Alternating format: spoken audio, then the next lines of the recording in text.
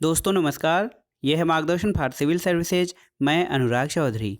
दोस्तों एनसीईआरटी श्रृंखला के अंतर्गत आज की वीडियो में प्रस्तुत है 8वीं कक्षा के भूगोल का अंतिम अध्याय अध्याय 6 मानव संसाधन यानी ह्यूमन रिसोर्सेज। दोस्तों मानव भी अन्य संसाधनों की भांति एक संसाधन है और किसी भी अन्य संसाधन का बेहतर उपयोग मानव द्वारा विकसित कला कौशल तकनीकी द्वारा ही संभव होता है।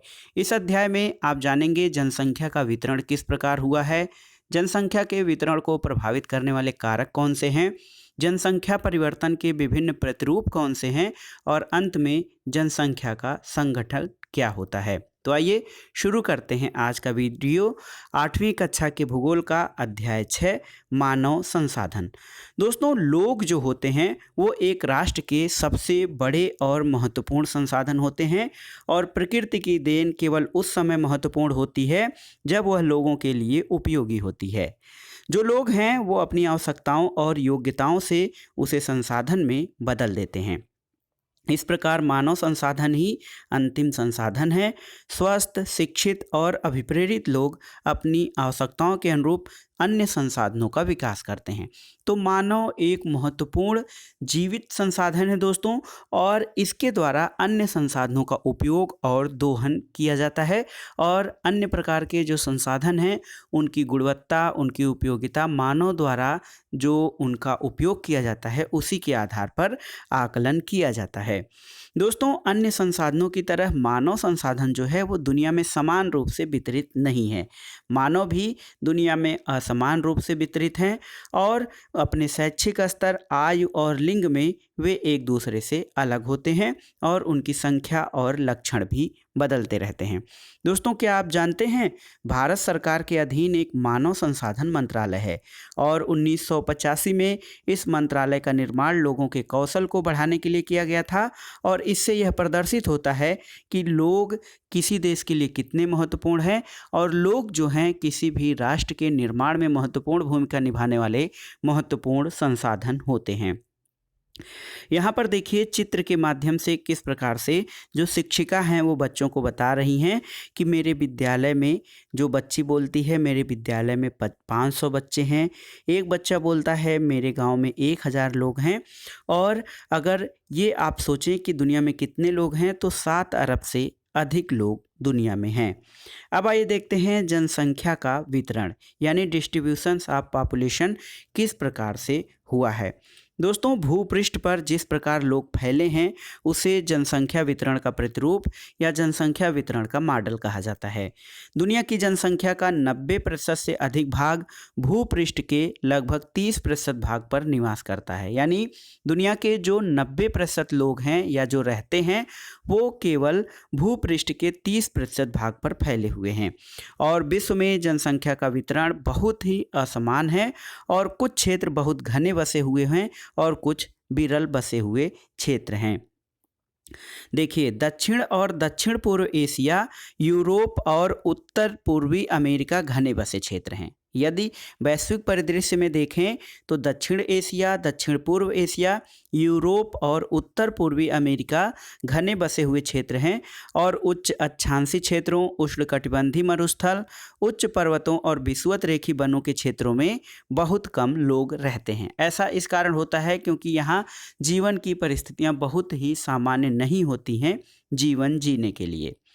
विषुवत वृत्त के दक्षिण की अपेक्षा विषुवत वृत्त के उत्तर में बहुत अधिक लोग रहते हैं और दुनिया की कुल जनसंख्या के लगभग 3/4 लोग 2 महाद्वीपों एशिया और अफ्रीका में निवास करते हैं। दुनिया के 60% लोग केवल 10 देशों में रहते हैं और इन सभी देशों में 10 करोड़ से अधिक लोग रहते हैं। दोस्तों यहाँ पर देखिए इस चित्र के माध्यम से विश्व में प्रत्येक 100 लोगों में जो हैं, यहाँ पर देखिए प्रत्येक 100 लोगों में कितने लोग ऐसे एक चित्र के माध्यम से बनाया गया है। तो ये देखिए कितने लोग एशिया में रहते हैं। तो एशिया में देखिए बहुत ही ज़्यादा जनसंख्या है जो कि पीले कलर में दिखाया गया है। तो जो है सबसे अधिक लोग एशिया में रहते हैं। उसके बाद जो लोग हैं दोस्तों वो देखिए मध्य और दक्षिण अमेरिका में रहते हैं। फिर उनसे कम जनसंख्या यूरोप में रहने वाले लोगों की है, फिर उत्तर अमेरिका में और उसके बाद अफ्रीका में रहने वाले लोगों की संख्या एशिया में रहने वाले लोगों की संख्या के जस्ट बाद, यानी एशिया के बाद दूसरा स्थान अफ्रीका का आता है। और हरे कलर में देखिए एक व्यक्ति जो दिया गया है ओशनिया, ऑस्ट्रेलिया, न्यूजीलैंड और प्रशांत द्वीप समूह में सबसे कम जनसंख्या रहती है। तो जो जनसंख्या का वितरण है उसको आप देख सकते हैं कि बहुत ही असमान है। और यहाँ पर देखिए दुनिया की घनी आबादी वाले देशों को जो है किस प्रकार से प्रदर्शित किया गया है। यहाँ पर चीन की जनसंख्या देखिए सबसे अधिक है, उसके बाद भारत की, उससे कम यूएसए यानी संयुक्त राज्य अमेरिका की, फिर चौथे स्थान पर आता है इंडोनेशिया, उसके बाद ब्राज़ील, पाकिस्तान, बांग्लादेश, नाइजीरिया, रूस और जापान। ये दुनिया के कुछ ऐसे देश हैं जो घनी आबादी वाले देश हैं। दोस्तों जनसंख्या का घनत्व क्या होता है, यानी डेंसिटी, पॉपुलेशन डेंसिटी क्या होता है। दोस्तों भारत में जनसंख्या का घनत्व जब आप देखेंगे तो ये 382 व्यक्ति प्रति वर्ग किलोमीटर है भारत में जनसंख्या का घनत्व। और पृथ्वी के पृष्ठ पर एक इकाई क्षेत्र में रहने वाले लोगों की संख्या को घनत्व कहा जाता है। यदि हम इसे प्रति वर्ग किलोमीटर क्षेत्र में व्यक्त करें तो ये कहा जाएगा कि जो जनसंख्या का घनत्व है प्रति वर्ग किलोमीटर क्षेत्र में रहने वाले लोगों की औसत संख्या को जनसंख्या घनत्व कहा जाता है। संपूर्ण दुनिया का जो औसत घनत्व है वो 51 व्यक्ति प्रति वर्ग किलोमीटर है और सबसे अधिक जनसंख्या घनत्व दक्षिण मध्य एशिया में है। इसके बाद क्रमशः पूर्वी एशिया और दक्षिण पूर्व एशिया में है। अब आइए देखते हैं दोस्तों जनसंख्या वितरण को प्रभावित करने वाले कारक कौन कौन से हैं। जनसंख्या वितरण कई कारकों से प्रभावित होता है। इसमें भौगोलिक कारक, आर्थिक कारक और सामाजिक सांस्कृतिक कारक महत्वपूर्ण होते हैं। भौतिक कारकों में जो है पहला देखेंगे स्थलाकृति। तो दोस्तों जो लोग हैं वो हमेशा पर्वत और पठारों की तुलना में मैदानी भागों में रहना ज़्यादा पसंद करते हैं, तो इसलिए मैदानी क्षेत्रों में जो है वो जनसंख्या अधिक होती है। यहाँ पर खेती, विनिर्माण और सेवा क्रियाओं के लिए उपयुक्त स्थान होता है। जैसे गंगा के विशाल मैदान दुनिया के सबसे अधिक घने बसे क्षेत्र हैं, जबकि एंडीज, आल्प्स और हिमालय जैसे पर्वत विरल बसे हुए हैं। दूसरा जो कारक है वो है जलवायु। तो लोग सामान्य रूप से चरम जलवायु जो अत्यधिक गर्म अथवा अत्यधिक ठंडी होती है वहाँ से रहने से बचते हैं। जैसे सहारा मरुस्थल अत्यधिक गर्म है, रूस के ध्रुवीय प्रदेश अधिक ठंडे हैं, कनाडा और अंटार्कटिका बहुत ही ठंडे हैं। इसलिए लोग ऐसे क्षेत्रों में रहना पसंद करते हैं जहां पर जलवायु समान होती है या सम होती है। तीसरा महत्वपूर्ण कारक है मृदा। तो उपजाऊ मृदा जो होती हैं वो कृषि के लिए उपयुक्त भूमि प्रदान करती हैं। भारत में गंगा, ब्रह्मपुत्र, चीन में हुआंगहो और चांगजियांग तथा मिस्र में नील नदी के उपजाऊ मैदान ये घने बसे हुए क्षेत्र हैं। जल। तो दोस्तों जहाँ पर जल की उपलब्धता आसानी से है वहाँ पर जनसंख्या का बसाव अधिक होता है और दुनिया की नदी घाटियाँ जो हैं वो घने बसे हुए क्षेत्र हैं, जबकि मरुस्थल जो होते हैं वो विरल बसे हुए या विरल जनसंख्या वाले क्षेत्र हैं। खनिज भी जनसंख्या के वितरण में महत्वपूर्ण भूमिका निभाते हैं। खनिज निक्षेपों वाले क्षेत्र अधिक घने बसे हुए हैं। जैसे दक्षिणी अफ्रीका की हीरे की खानें और मध्य पूर्व में तेल की खोज ने इन क्षेत्रों में लोगों को रहने के लिए प्रेरित किया है। भौगोलिक कारकों के अलावा दोस्तों सामाजिक, सांस्कृतिक और आर्थिक कारक भी महत्वपूर्ण होते हैं। आर्थिक कारक किस रूप में महत्वपूर्ण होते हैं कि औद्योगिक क्षेत्र रोजगार के अवसर प्रदान करते हैं। लोग बड़ी संख्या में इन क्षेत्रों में रहते हैं। जापान में ओसाका और भारत में मुंबई दो बहुत ही घने बसे हुए क्षेत्र हैं। आर्थिक कारक के बाद जो दूसरा कारक है सांस्कृतिक कारक, तो दोस्तों धर्म और सांस्कृतिक महत्ता वाले स्थानों में लोगों को आकर्षित करते हैं। बनारस, यरूशलेम, वेटिकन सिटी इसके कुछ प्रमुख उदाहरण हैं।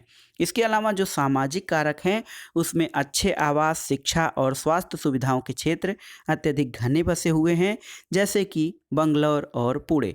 तो कुल मिलाकर जो जनसंख्या वितरण है उसको प्रभावित करने वाले कई कारक हैं, जिसमें भौगोलिक कारक बहुत ही महत्वपूर्ण, इसके अलावा सामाजिक, सांस्कृतिक और आर्थिक कारक भी महत्वपूर्ण होते हैं।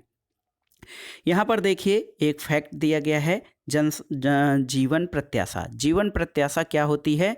तो यह उन वर्षों की संख्या है जिसमें औसत व्यक्ति के जीवित रहने की आशा की जा सकती है। तो बहुत ही महत्वपूर्ण है जीवन प्रत्याशा।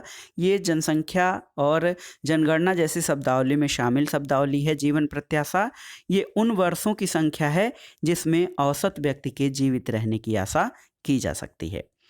अब आइए देखते हैं दोस्तों जनसंख्या परिवर्तन। जनसंख्या परिवर्तन जो है वो एक निश्चित अवधि के दौरान लोगों की संख्या में परिवर्तन से है और दुनिया की जनसंख्या स्थिर नहीं रही है, यह कई गुना बढ़ गई है।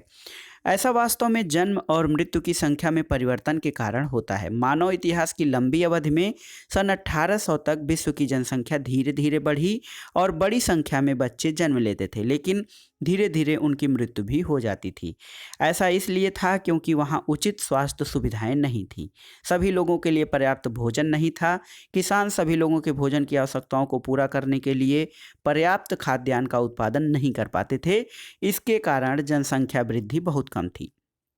लेकिन 1804 में दुनिया की जनसंख्या 1 अरब हो गई थी और 150 वर्षों के बाद 1959 में दुनिया की जनसंख्या 3 अरब पहुंच गई और इसे प्रायः जनसंख्या विस्फोट कहा जाता है।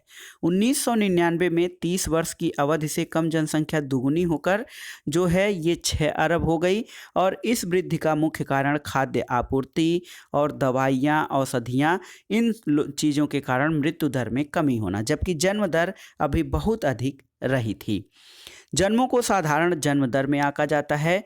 जन्म दर वो होता है यानी प्रति 1000 व्यक्तियों पर जीवित जन्मों की संख्या को जन्म दर कहा जाता है और मृत्यु दर प्रति 1000 व्यक्तियों पर मृतक लोगों की संख्या को मृत्यु दर कहा जाता है और किसी क्षेत्र में विशेष लोगों के आने जाने को प्रवास कहा जाता है। दोस्तों जनसंख्या का जो परिवर्तन था वहाँ पर इस चित्र के माध्यम से आपको समझाया गया है कि 1800 में यहाँ पर जो देखिए स्थिति कैसी है। 500 ईसा पूर्व में 100 बिलियन जनसंख्या है, उसके बाद जो ईसा पूर्व है वहाँ पर 170 मिलियन है, 1000 जो ईस्वी है उसमें 265 मिलियन और 1500 में जो है 425 मिलियन जनसंख्या है। इसके अलावा देखिए सन 1800 में 900 मिलियन यानी 1 अरब के आसपास जनसंख्या हो गई थी। 1900 में ये 1625 मिलियन, 1950 में 2500 मिलियन, 1974 में 4000 मिलियन यानी 4 अरब और 1999 में ये 6 मिलियन यानी 6 अरब हो गई और 2025 में दुनिया की जनसंख्या जो है 8.5 अरब होने का अनुमान है, इस चित्र के माध्यम से दिखाया गया है। दोस्तों जन्म दर और मृत्यु दर जनसंख्या परिवर्तन के प्राकृतिक कारण होते हैं, यानी यदि किसी देश में जन्म दर अधिक होगी तो जनसंख्या में बढ़ोतरी होगी, मृत्यु दर कम होगी तब भी जनसंख्या में बढ़ोतरी होगी। लेकिन जन्म दर और मृत्यु दर जब दोनों अधिक होती है तो उसे जनसंख्या विस्फोट कहा जाता है। दोस्तों एक देश के जन्म दर और मृत्यु दर के बीच के अंतर को प्राकृतिक वृद्धि दर कहा जाता है और दुनिया में जनसंख्या के बढ़ने का मुख्य कारण प्राकृतिक वृद्धि दर का तीव्रता से बढ़ना है, यानी जनसंख्या का जो तीव्र वृद्धि दर है वो प्राकृतिक वृद्धि दर के बढ़ने से कारण होता है। यहाँ पर देखिए जनसंख्या का संतुलन किस प्रकार से होता है, एक चित्र के माध्यम से दिखाया गया है। जन्म दर में या जनसंख्या में वृद्धि किस प्रकार से होती है? जन्म दर जो है वो अधिक हो और मृत्यु दर कम हो, यानी मृत्यु दर से जन्म दर का अधिक होना ये जनसंख्या वृद्धि लाता है। जन्म दर और मृत्यु दर एक समान होने पर जनसंख्या स्थिर होती है, लेकिन जन्म दर जो कम हो और मृत्यु दर अधिक हो तो इससे जनसंख्या में कमी होती है। ये बहुत ही सामान्य कॉन्सेप्ट है, आप इससे समझ सकते हैं। दोस्तों प्रवास जो है एक अन्य कारक है जिससे जनसंख्या के आकार में परिवर्तन होता है। प्रवास एक देश से लोगों को आने अथवा एक स्थान से दूसरे स्थान पर जाने को प्रवास कहा जाता है। उत्प्रवासी कौन से लोग होते हैं? उत्प्रवासी वे लोग होते हैं जो देश छोड़ते हैं। अप्रवासी वे लोग होते हैं जो देश में आते हैं। अप्रवास क्या है? तो जब दोस्तों अप्रवास वो है जब व्यक्ति नए देश में जाता है तो उसे अप्रवास कहा जाता है। उत्प्रवास वो है जब व्यक्ति एक देश को छोड़ता है। तो बहुत ही सामान्य सी टर्मिनोलॉजी है लेकिन थोड़ा अलग है। तो आप्रवास जब व्यक्ति नए देश में जाता है तो आप्रवास कहा जाता है। उत्प्रवास जब व्यक्ति एक देश को छोड़ता है तो उसे उत्प्रवास कहा जाता है। दोस्तों, संयुक्त राज्य अमेरिका और ऑस्ट्रेलिया जैसे देशों में भीतरी प्रवास अथवा आप्रवास द्वारा संख्या बढ़ी है। सूडान एक ऐसा उदाहरण है जिसमें लोगों के बाहर चले जाने से अथवा उत्प्रवास के कारण जनसंख्या में कमी आई है। अंतर्राष्ट्रीय प्रवास की सामान्य प्रवृत्ति क्या है? इसकी प्रवृत्ति यह है कि लोग अच्छे आर्थिक अवसरों की खोज में कम विकसित राष्ट्रों से अधिक विकसित राष्ट्रों में चले जाते हैं और देशों के अंदर बड़ी संख्या में लोग रोजगार, शिक्षा और स्वास्थ्य सुविधाओं की खोज में ग्रामीण क्षेत्रों से नगरीय क्षेत्रों की ओर चले जाते हैं। इससे भी जनसंख्या में परिवर्तन होता है। अगला टॉपिक देखते हैं, जनसंख्या परिवर्तन के प्रतिरूप। दोस्तों, जनसंख्या वृद्धि की दर दुनिया में अलग अलग है। यद्यपि विश्व की कुल जनसंख्या तीव्रता से बढ़ रही है, फिर भी सभी देशों में यह वृद्धि अनुभव नहीं की जा रही है। कुछ देशों जैसे केन्या में जनसंख्या वृद्धि दर ऊंची है। उन देशों में जन्म दर और मृत्यु दर दोनों ही उच्च है। हाल में स्वास्थ्य सेवाओं में सुधार के साथ मृत्यु दर में कमी आई है, लेकिन जन्म दर अभी भी अधिक है, जिससे कि जनसंख्या में बढ़ोतरी हो रही है। अन्य देशों में जैसे यूनाइटेड किंगडम में जन्म दर और मृत्यु दर जो है दोनों में कम है और इसलिए जनसंख्या की वृद्धि दर वहाँ पर बहुत धीमी और मंद है। यहाँ पर देखिए, दुनिया के एक नक्शे के माध्यम से दिखाया गया है कि जनसंख्या की वृद्धि दर जो है पूरी दुनिया में अलग अलग है। जो नीले कलर से दिखाए गए हैं वहाँ पर जनसंख्या की उच्च वृद्धि दर है। ये अफ्रीका के क्षेत्र हैं। देखिए, अफ्रीका महाद्वीप के अनेक क्षेत्रों में। इसके अलावा यहाँ पर देखिए कि जनसंख्या की वृद्धि दर बहुत अधिक है भारत के कुछ क्षेत्रों में भी, और जो हल्के गुलाबी कलर से दिखाए गए हैं वहाँ पर उच्च दर पाई जाती है। और ये देखिए दक्षिण अमेरिका के देश हैं और कैरिबियन जो क्षेत्र है यहाँ पर। इसके अलावा बांग्लादेश और पाकिस्तान आदि में जनसंख्या की उच्च वृद्धि दर पाई जाती है।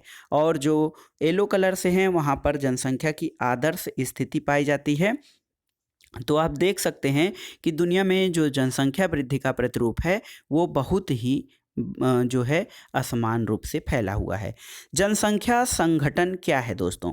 तो किसी भी देश की जनसंख्या कितनी भी अधिक हो, उसका उस देश के आर्थिक विकास स्तर से कुछ अंतर नहीं पड़ता है। जैसे बांग्लादेश और जापान बहुत अधिक घने बसे हुए देश हैं, लेकिन जापान बांग्लादेश से आर्थिक रूप से अधिक विकसित देश है। एक संसाधन के रूप में लोगों की भूमिका को समझने के लिए हमें उसके गुणों के बारे में जानने की आवश्यकता होती है। लोग अपनी आयु, लिंग, साक्षरता स्तर, स्वास्थ्य सेवाओं, व्यवसाय और आय के स्तर पर एक दूसरे से अलग होते हैं और लोगों को इन विशेषताओं के बारे में जानना आवश्यक है। जनसंख्या का जो संगठन है वो जनसंख्या की संरचना को दर्शाता है।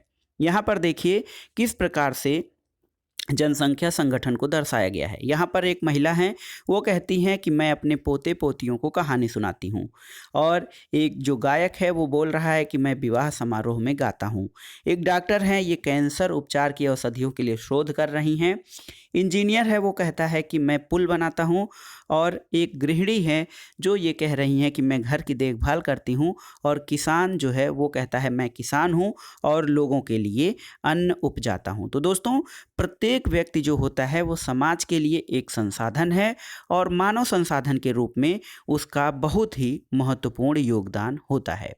दोस्तों, जनसंख्या संगठन या जनसंख्या की संरचना या स्ट्रक्चर ऑफ पॉपुलेशन ये जानने में सहायता करता है कि कितने पुरुष हैं, कितनी स्त्रियां हैं, वे किस आयु वर्ग के हैं, उसमें से कितने शिक्षित हैं और कितने किस व्यवसाय में लगे हैं, उनके आय का स्तर क्या है, स्वास्थ्य दशाएं कैसी हैं। तो एक देश में जनसंख्या का संगठन जो है ये बहुत ही इसकी रुचिकर विधि जनसंख्या पिरामिड है।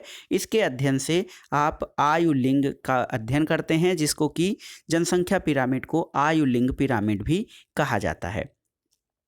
एक जनसंख्या पिरामिड क्या दर्शाता है? तो कुल जनसंख्या विभिन्न आयु वर्गों में विभाजित है, जैसे 5 से 9 वर्ष, 10 से 14 वर्ष। कुल जनसंख्या का प्रतिशत इन वर्गों में से प्रत्येक वर्ग में पुरुष और स्त्रियां उपविभाजित हैं। और जनसंख्या पिरामिड का आकार उस विशिष्ट क्षेत्र में रहने वाले लोगों की कहानी बताता है। देखिए यहाँ पर एक जनसंख्या पिरामिड बनाया गया है और किस प्रकार से एक चित्र के माध्यम से नीले कलर में पुरुषों को और रेड कलर में स्त्रियों की संख्या को बताया गया है। और यहाँ पर जो अक्ष है इसके माध्यम से आयु वर्ग को दर्शाया गया है। ये त्रिज्याकार प्रतीत होने वाला जो वो है आरेख है, वह आयु जनसंख्या पिरामिड को दर्शाता है। साथ ही साथ यह पुरुषों और महिलाओं की संख्या को भी बताता है। दोस्तों, इसके अलावा जो चित्र में दिखाया गया है, ये ऊपर आकार में जब ऊपर जाते हैं तो वृद्ध लोगों की संख्या को दर्शाता है, जिससे आपको ये स्पष्ट होता है कि किसी भी देश में जो है वृद्ध जनसंख्या कम स्तर पे होती है। इसके अलावा जो युवा जनसंख्या है वो अधिक है, तथा जन्म दर अधिक होने पर जो बालकों की संख्या है या छोटे बच्चों की संख्या है 0 से 4 और 5 से 9 वर्ष के बच्चों की संख्या है वो अधिक है। दोस्तों, जनसंख्या पिरामिड जो है एक देश में आश्रित लोगों की संख्या को भी बताता है। जैसे युवा आश्रित लोग 15 वर्ष के कम आयु के होते हैं, वृद्ध आश्रित लोग 65 वर्ष से अधिक आयु के होते हैं।